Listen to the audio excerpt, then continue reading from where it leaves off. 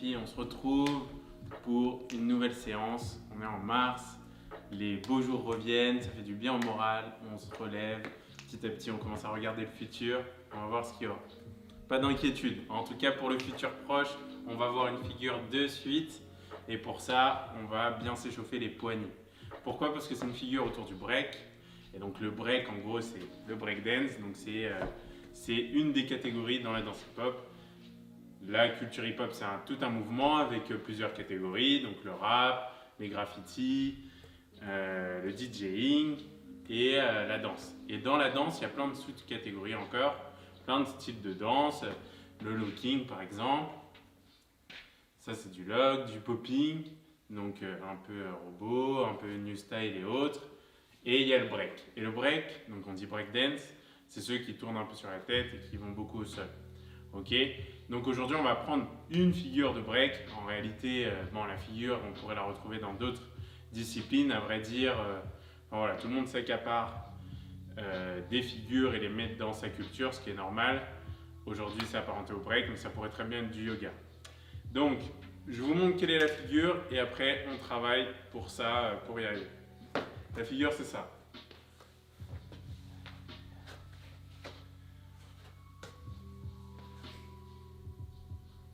Ok.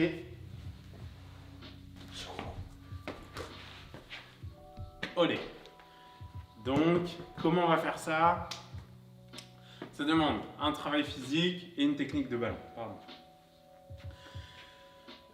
On débute en s'échauffant bien les poignets, donc on peut aller se poser sur nos talons. C'est les vacances, on va dire que les échauffements ont un peu été oubliés, mais n'hésitez pas à revoir les vidéos sur les échauffements, en tout cas à prendre en compte et faire votre propre échauffement, essayer de ne pas oublier les articulations. Donc bien tourner les poignets. Ce qu'on va faire, c'est qu'on va venir au sol, simplement mettre du poids et les tourner dans tous les sens, donc dans toutes les positions,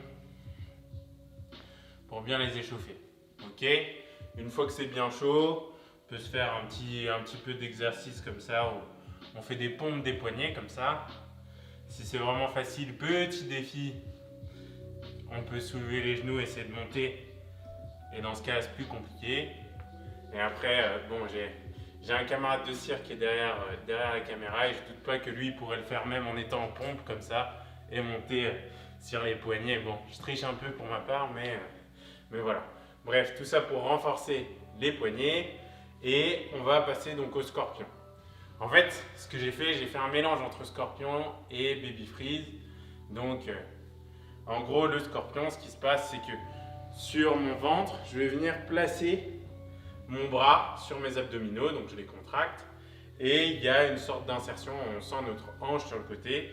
L'idée, c'est de venir entre nos abdominaux et la hanche pour venir poser au sol. Je vais mettre ma deuxième main un peu plus loin et essayer de poser ma tête. Très important, sur la tête, on vient toujours chercher en haut la couronne pour ne pas écraser la tête. Des fois, vous allez voir des gens qui vont faire comme ça. Ça est très mauvais parce qu'ils vont venir mettre leur poids totalement sur leur cervicale, sur tout le muscle du cou. Et donc, ça va créer un déséquilibre, voire même des blessures qui peuvent être un peu ennuyantes. Donc, je vais venir mettre le haut de ma tête en couronne et petit à petit, essayer de lever mes pieds. Ok, peut-être lever ma tête tout en gardant mes pieds en l'air. Pour le kiff, essayer de travailler l'autre côté. Donc voilà, l'autre côté, on a toujours un côté plus fort que l'autre. Peut-être essayer d'échanger, donc juste de venir faire ça, etc., etc. Bref, je vous laisse prendre le temps. En tout cas, première étape, prenez le temps de bien mettre vos mains, de bien les positionner et de venir chercher en haut et juste d'essayer de décoller. Ok? À partir du moment où vous arrivez à tenir 5 secondes dans cette position, on peut passer à la suite. Et la suite, c'est de venir mettre la balle sur la nuque. Donc ça, on l'a tous travaillé. Et on l'a déjà travaillé en début d'année, voire pour certains les années précédentes. On met la balle sur la nuque. Je vais venir me mettre en position à 4 pattes et je vais venir chercher mon scorpion. L'idée ici, c'est de vraiment être dans le ressenti, ok?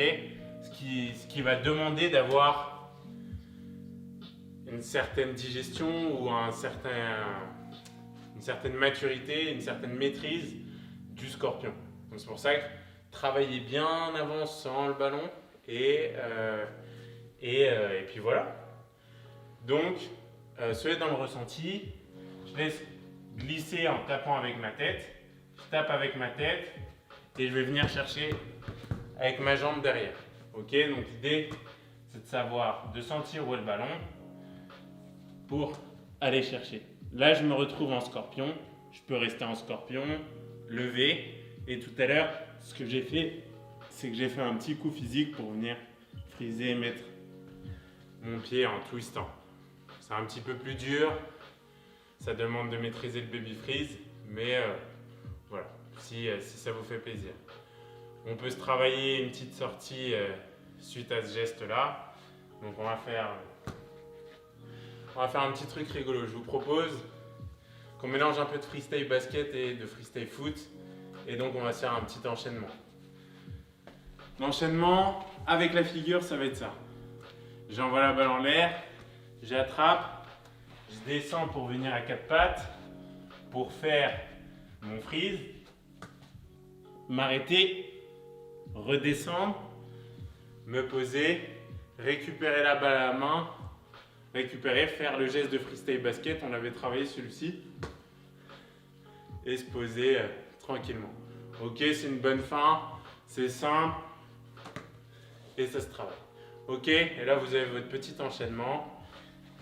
C'est l'enchaînement du jour. Vous avez une semaine, vous pouvez le travailler tous les jours. Je pense que c'est suffisant entre la partie un peu plus corporelle, la partie aussi du ressenti technique. Donc je vous laisse sur ça. Je vous souhaite, vous n'avez pas besoin de beaucoup d'espace. C'est assez esthétique, c'est assez impressionnant. Je le fais juste une fois à vitesse réelle avant qu'on se dise une bonne semaine. On se souhaite une bonne semaine et voici. Donc à la semaine prochaine.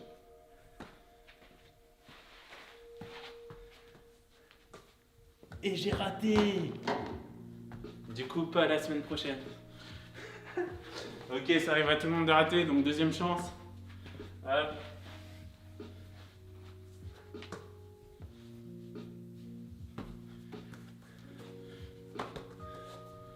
À la semaine prochaine, à toutes.